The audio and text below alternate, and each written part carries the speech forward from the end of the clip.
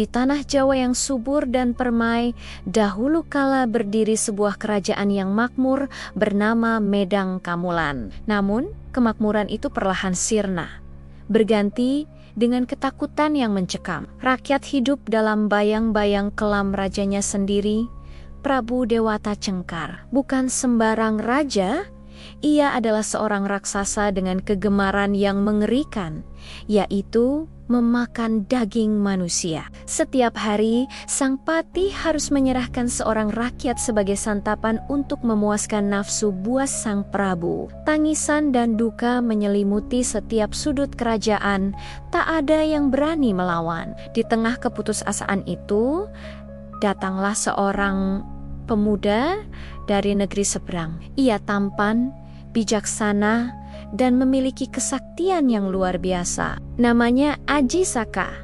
Didampingi oleh dua abdi setianya yang bernama Dora dan Sembada, Aji Saka berkelana dan akhirnya mendengar kabar tentang kekejaman Prabu Dewata Cengkar. Hatinya tergerak oleh penderitaan rakyat Medang Kamulan. Dengan tekad yang bulat, ia berniat menghentikan tirani sang raja raksasa. Setibanya di Medang Kamulan, Aji Saka langsung menuju istana.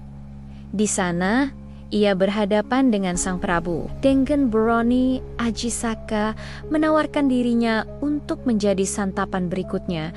Namun, ia mengajukan satu syarat. Ia meminta tanah seluas sorban atau ikat kepala yang ia kenakan. Prabu Dewata Cengkar dengan sombongnya tertawa terbahak-bahak. Ia berpikir, seberapa luas sih tanah yang bisa ditutupi oleh selembar kain ikat kepala? Tanpa pikir panjang, ia pun menyetujui syarat yang terdengar konyol itu. Inilah saatnya Aji Saka menunjukkan kesaktiannya. Ia mulai membentangkan sorban dari kepalanya. Ajaib!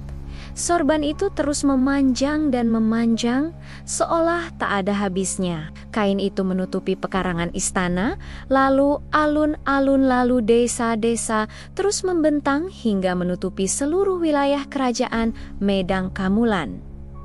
Prabu Dewata Cengkar mulai panik. Ia tak bisa mengingkari janjinya. Sesuai kesepakatan, ia harus mundur terus hingga ujung tanah kekuasaannya yang kini tertutup sorban. Tanpa ia sadari, sorban Aji Saka terus mendorongnya hingga tiba di tepi laut selatan. Dengan satu hentakan terakhir, Aji Saka mengibaskan sorbannya. Prabu Dewata Cengkar pun terlempar dengan kekuatan dahsyat ke tengah samudera yang bergelora. Seketika, wujudnya berubah menjadi buaya putih yang mengerikan, menjadi penguasa lautan selatan.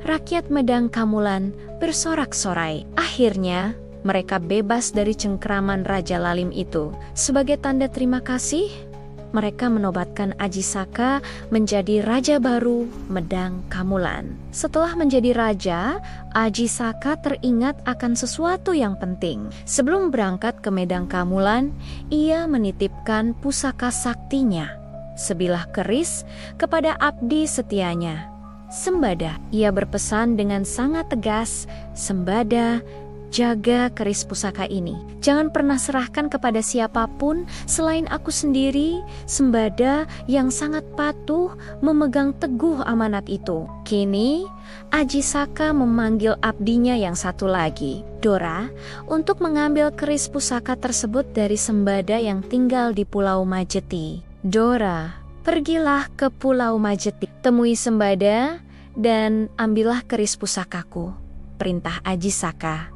Dora pun segera berangkat, melaksanakan tugas dari junjungannya. Sesampainya di Pulau Majeti, Dora bertemu Sembada dan menyampaikan pesan sang raja, namun Sembada menolak. Ia teringat pesan Aji Saka bahwa keris itu hanya boleh diserahkan langsung kepada Aji Saka, bukan melalui perantara. Dora bersikeras karena ia pun merasa mendapat perintah langsung dari raja. Keduanya sama-sama merasa menjalankan titah yang benar. Terjadilah perselisihan hebat di antara dua abdi yang sama-sama setia dan teguh pada sumpahnya itu. Karena tak ada yang mau mengalah, Kesalahpahaman itu berujung pada pertarungan yang dahsyat. Keduanya adalah satria tangguh dengan ilmu kanuragan yang seimbang. Pertarungan itu berlangsung sengit, hingga pada akhirnya keduanya gugur bersama. Mereka tewas demi membela sumpah